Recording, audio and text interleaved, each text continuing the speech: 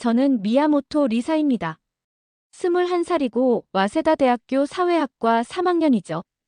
오늘부터 여러분께 제 인생을 바꾼 놀라운 이야기를 들려드릴 예정이에요. 한글이라는 문자가 어떻게 일본 아이들에게 희망을 주었는지, 그리고 그 과정에서 저 자신도 어떻게 성장했는지 말이에요. 이 이야기는 단순한 언어 학습의 이야기가 아닙니다. 소통의 자유와 읽을 권리에 관한 이야기죠. 저는 평범한 대학생이었어요. 활발하고 사교적인 성격이라 새로운 일에 도전하는 것을 좋아했습니다.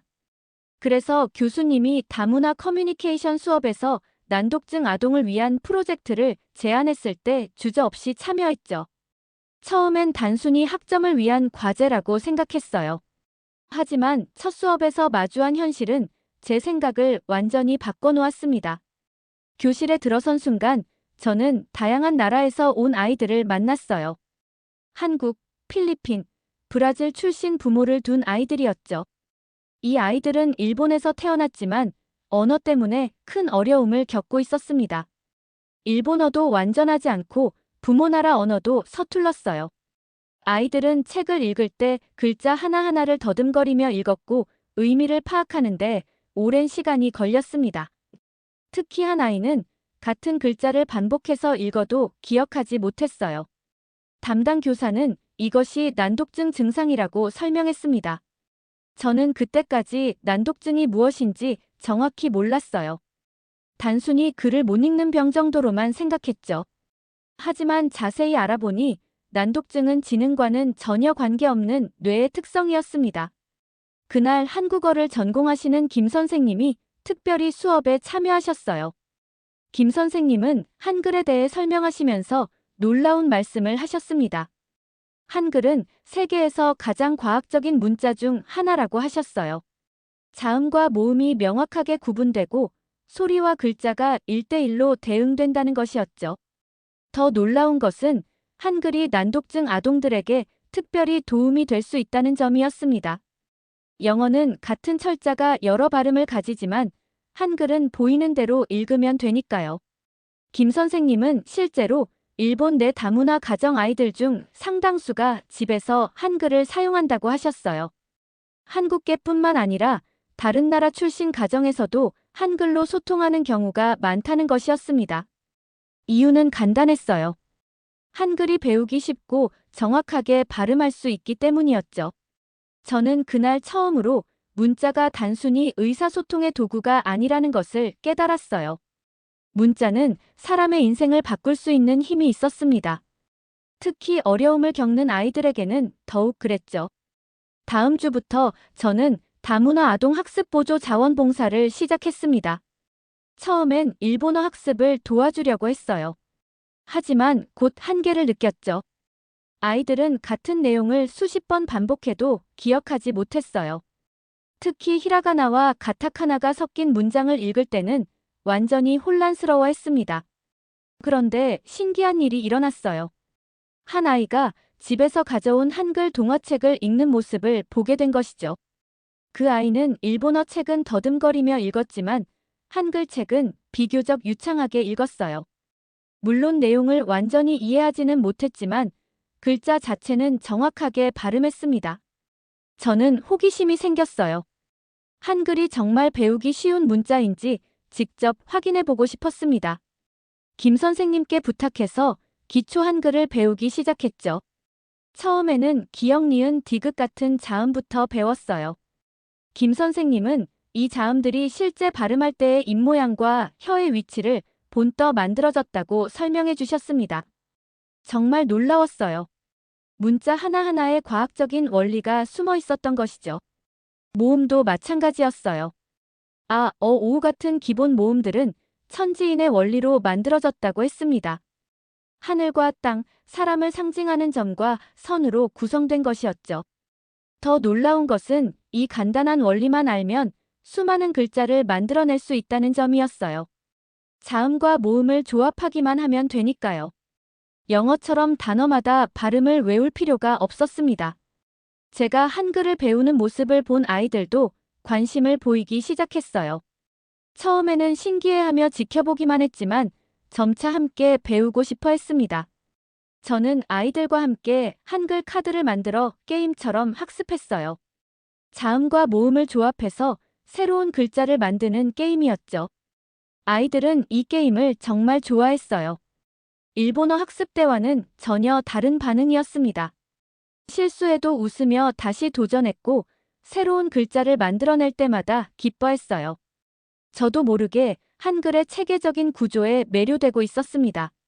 한국어를 전공하지 않은 제가 이렇게 쉽게 배울 수 있다는 것 자체가 한글의 우수성을 보여주는 것 같았어요. 문제는 곧 터졌습니다. 어느 날 다문화 가정의 한 아이가 일본어 평가에서 납제점을 받았어요. 그 아이의 어머니는 화가 나서 학교로 찾아왔습니다. 우리가 한글을 가르쳐서 아이가 일본어 공부에 집중하지 못한다고 비난했어요. 어머니는 아이가 일본에서 살려면 일본어만 잘하면 된다고 주장했습니다. 다른 언어는 혼란만 가중시킬 뿐이라면서요. 학교 측도 비슷한 반응을 보였어요. 담당 교사는 저희에게 한글 교육을 자제해달라고 요청했습니다. 공식 교육 과정에 없는 내용을 가르치는 것은 문제가 될 수 있다면서요. 특히 일본어 능력 향상이 우선이라고 강조했습니다. 저는 큰 딜레마에 빠졌어요. 아이들은 한글 학습을 통해 분명히 변화하고 있었거든요. 읽기에 대한 자신감이 생겼고 학습 의욕도 높아졌습니다. 하지만 어른들은 이런 변화를 인정하지 않았어요. 오히려 방해 요소로 여겼죠. 며칠 동안 고민한 끝에 저는 결정을 내렸습니다. 비공식적으로라도 아이들을 도와주겠다고 다짐했어요. 방과 후에 작은 스터디 그룹을 만들기로 했습니다. 공식적인 교육 과정이 아니니 누구도 제재할 수 없을 것이라고 생각했어요. 첫 모임에는 5명의 아이들이 참여했습니다. 모두 학습에 어려움을 겪는 아이들이었어요. 우리는 도서관 한 구석에서 조용히 모였습니다. 한글 카드 게임부터 시작해서 간단한 단어 쓰기까지 다양한 활동을 했어요. 아이들의 반응은 여전히 긍정적이었습니다. 한글을 배우면서 점차 글자와 소리의 관계를 이해하기 시작했어요. 이는 일본어 학습에도 도움이 되었습니다. 문자의 원리를 이해하니 다른 언어도 쉽게 받아들일 수 있었던 것이죠. 하지만 저는 왜 이런 좋은 교육을 숨어서 해야 하는지 의문이 들었어요. 소통의 자유를 억압하는 것은 옳지 않다고 생각했습니다. 한글이 단순히 한국의 문자가 아니라 사회적 약자들을 위한 도구가 될 수 있다는 것을 많은 사람들이 알아야 한다고 느꼈어요. 예상치 못한 일이 일어났습니다. 스터디 그룹 소식이 입소문을 타고 퍼지기 시작한 것이에요. 처음에는 다른 다문화 가정 아이들이 참여하고 싶다고 했습니다. 그 다음에는 아이들의 부모들이 관심을 보이기 시작했어요. 특히 한국계가 아닌 필리핀, 브라질 출신 부모들도 한글 학습에 참여하고 싶다고 했습니다. 이유는 명확했어요. 한글이 자신들의 모국어보다 배우기 쉬웠기 때문이죠. 더 놀라운 것은 일본인 대학생들도 참여하기 시작한 것이었습니다.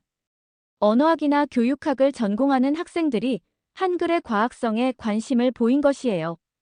이들은 한글 교육 방법론을 연구하고 싶어 했습니다. 저는 이런 변화에 용기를 얻었어요. SNS에 우리 활동을 공유하기 시작했습니다. 해시태그 한글로 읽어요 캠페인을 만들어서 우리의 경험을 알렸어요.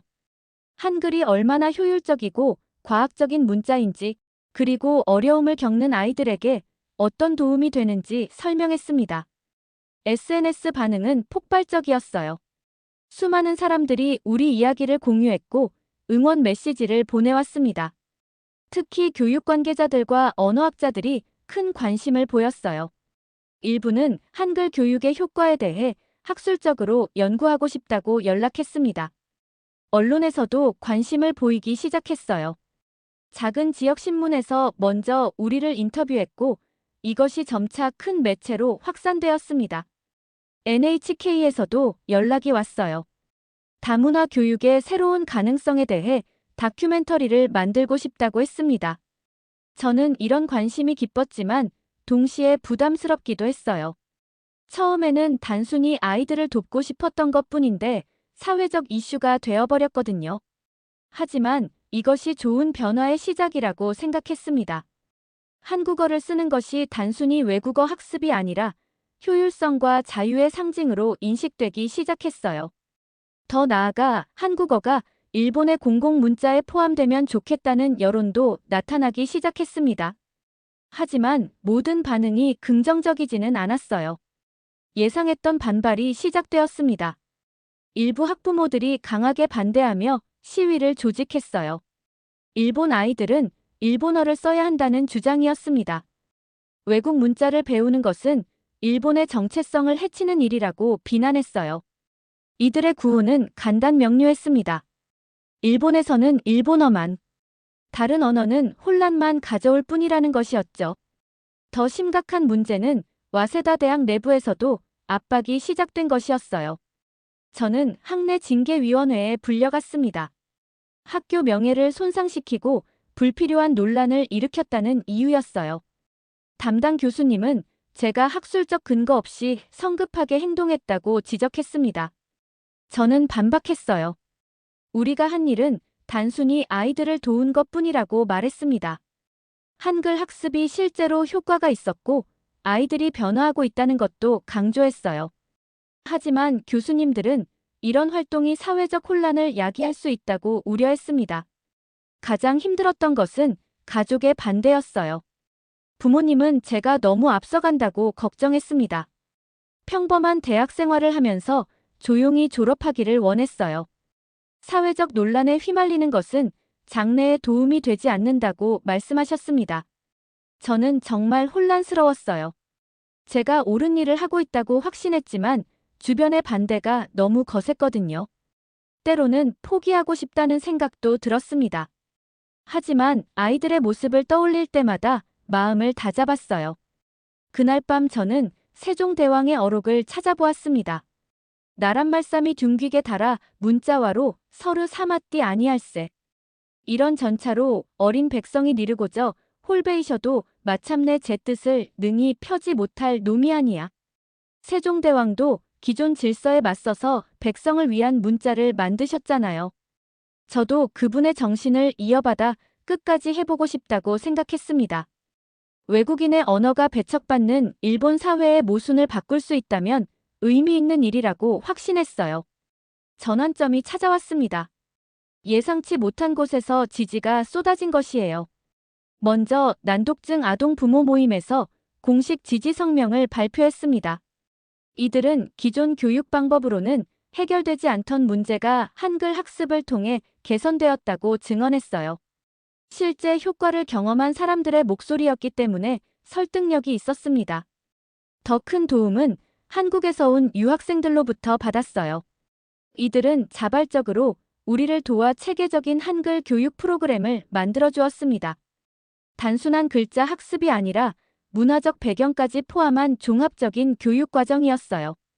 이 한국 유학생들의 헌신적인 노력이 한글의 진정한 가치를 알리는데 큰 역할을 했습니다. 이들은 자신들의 언어와 문화를 나누는 것이 얼마나 의미 있는 일인지 몸소 보여주었어요.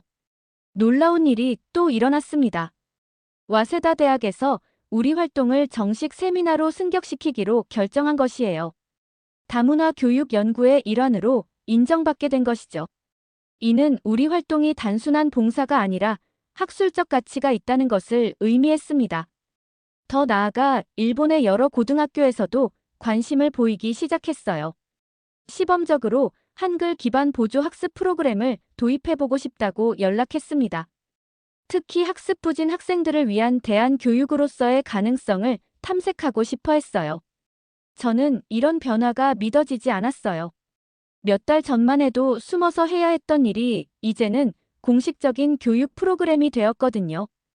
한국 유학생들과 함께 더 많은 학교를 방문하며 우리의 경험을 나누었습니다. 어디를 가든 아이들의 반응은 비슷했어요. 한글을 배우면서 글자에 대한 두려움이 줄어들고 학습 의욕이 높아졌습니다. 이는 단순히 한국어를 배우는 것 이상의 의미가 있었어요. 문자 자체에 대한 이해가 깊어지면서 다른 학습에도 긍정적인 영향을 미쳤거든요. 드디어 구체적인 성과가 나타나기 시작했습니다. 우리와 함께 한글을 배운 아이들 중 3명이 일본 문해 능력 시험에 통과한 것이에요. 이전에는 상상도 할 수 없었던 일이었습니다. 이 아이들은 한글 학습을 통해 문자의 원리를 이해하게 되었고, 이것이 일본어 학습에도 도움이 되었던 것이죠. 부모들은 눈물을 흘리며 고마워했어요. 포기했던 아이의 학습 능력이 되살아난 것을 보면서 한글의 힘을 실감했다고 했습니다. 이런 성과가 인정받아 저는 문해 다양성 공로상을 받게 되었어요. 일본 교육 관련 단체에서 다문화 교육 발전에 기여한 공로를 인정받은 것이었습니다. 시상식에서 저는 이 모든 것이 한글의 과학성과 아이들의 노력 덕분이라고 말했어요. 가장 의미 있는 변화는 도쿄시 교육청의 발표였습니다. 한글 기반 보조 프로그램을 시범 운영하기로 결정한 것이에요. 이는 한국 문자가 일본 공교육의 일부가 되는 역사적인 순간이었습니다. 물론 정식 과목은 아니지만 학습 부진 학생들을 위한 보조 도구로 활용된다는 것 자체가 큰 의미였어요. 언론에서는 이를 교육 패러다임의 변화라고 평가했습니다. 외국 문자가 자국 교육에 도움이 될 수 있다는 새로운 인식이 생긴 것이죠. 더 나아가 한글이 읽을 권리를 구현하는 도구로 정당화되었다는 평가도 나왔어요. 저는 이런 변화를 보면서 정말 뿌듯했습니다. 처음에는 작은 호기심에서 시작된 일이 이렇게 큰 변화를 만들어낼 줄 몰랐거든요. 특히 한글이 단순히 한국의 문자가 아니라 인류 공동의 자산으로 인정받는 것 같아서 기뻤어요. 아이들도 자신감을 얻었습니다. 이전에는 글자 때문에 움츠러들었던 아이들이 이제는 적극적으로 책을 읽으려고 했어요. 한글을 배우면서 문자에 대한 두려움이 사라졌고, 이것이 전반적인 학습 태도 변화로 이어졌습니다. 예상치 못한 초청장이 도착했습니다. 한국교육청에서 저를 한국으로 초청한 것이에요. 한글 교육의 우수성을 널리 알리는 활동에 대해 감사를 표하고 싶다는 내용이었습니다. 저는 설레는 마음으로 한국행 비행기에 올랐어요. 한글을 만든 나라를 직접 보고 싶었거든요. 한국에 도착한 첫날 저는 세종대왕 동상을 찾아갔습니다. 광화문 광장에 서 있는 그 위대한 분 앞에서 저는 편지를 낭독했어요. 미리 준비해간 편지였습니다. 세종대왕님, 저는 일본에서 온 미야모토 리사입니다. 당신께서 만드신 한글 덕분에 많은 아이들이 희망을 찾았습니다. 처음에는 한글이 한국만의 문자라고 생각했어요. 하지만 이제는 알겠습니다. 한글은 인류 모두를 위한 선물이었다는 것을요. 나란말씀이 둥귀게 달아라고 하셨지만 지금은 나란말이 세계에 통한다고 말할 수 있을 것 같아요. 저는 일본인이지만 한글이 저에게 자유를 주었습니다. 소통의 자유, 학습의 자유, 그리고 꿈을 꿀 자유를요. 앞으로도 더 많은 사람들에게 한글의 소중함을 알리겠습니다. 언어는 소속이 아니라 가능성이라는 것을 보여드리겠습니다. 편지를 다 읽고 나서 저는 한동안 그 자리에 서 있었어요. 600년 전 한명군의 꿈이 21세기의 다른 나라에서 꽃 피우고 있다는 것이 신기했습니다. 한국교육청에서는 저에게 한글 교육대사라는 명예로운 직책을 주었어요. 일본과 한국이 문자로 연결되는 상징적인 의미였죠. 저는 이 역할을 통해 더 많은 사람들에게 한글의 우수성을 알리고 싶었습니다. 한국에서 보낸 일주일은 제 인생에서 가장 의미 있는 시간이었어요. 한글 박물관에서 훈민정음 해례본을 직접 보았고 한글의 창제 원리를 자세히 배웠습니다. 한글이 얼마나 과학적이고 체계적인 문자인지 새삼 깨달았어요. 일본으로 돌아가는 비행기에서 저는 앞으로의 계획을 세웠습니다. 더 많은 학교에서 한글 교육 프로그램을 운영하고 싶었어요. 그리고 다른 나라에서도 비슷한 프로그램을 시작할 수 있도록 도와주고 싶었습니다. 21개의 자음과 모음으로 시작된 이 작은 기적이 전 세계로 퍼져나가기를 꿈꿨어요. 지금 이 이야기를 듣고 계신 여러분도 한글의 소중함을 느끼셨기를 바랍니다. 문자는 단순한 기호가 아니에요. 꿈과 희망을 전달하는 다리입니다. 그리고 한글은 그 다리 중에서도 가장 아름답고 든든한 다리라고 생각해요. 이 영상이 도움이 되셨다면 구독과 좋아요, 알림 설정 부탁드려요. 여러분의 댓글로 더 많은 이야기를 나누고 싶습니다. 한글의 기적은 아직 끝나지 않았거든요.